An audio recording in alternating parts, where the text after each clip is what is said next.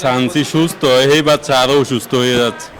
কারণ নাই হাল্লালো তোর থাকবারও দাগে নাই, বসতে পারি না, ইদাত বসলে ইদাত উঠাই দিয়ে ফেলে, এরকম এবার খুব কষ্ট মাঝে আছি।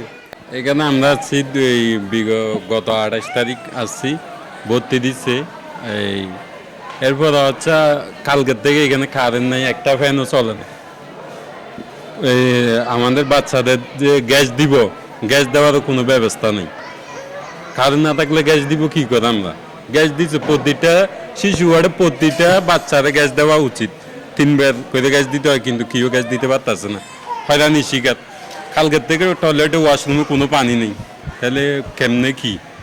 একটা বাচ্চা নিয়ে একটা রুগী যে সরকারি হাসপাতালে আসে সেবা নেওয়ার জন্য, আমরা তো কোনো সেবা পাচ্ছি না।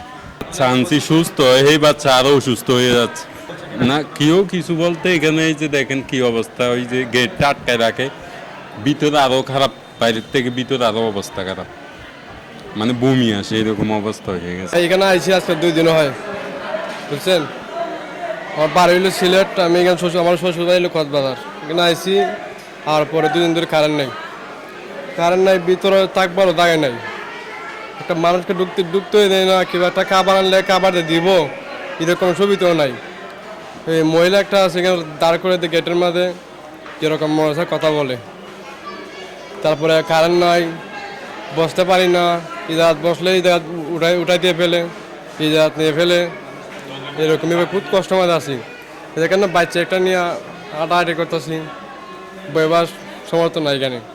কারণ নাই হাল্লালো তাহলে কারণ নাই পানির লাভলি হস্ত হয়ে ধরি এখানে ফেসারাপ করতে হতো, বাড়ির মধ্যে অপরিষ্কার হতে কি আমি হস্ত তো বেশি হস্ত হতো পানির লাভলি।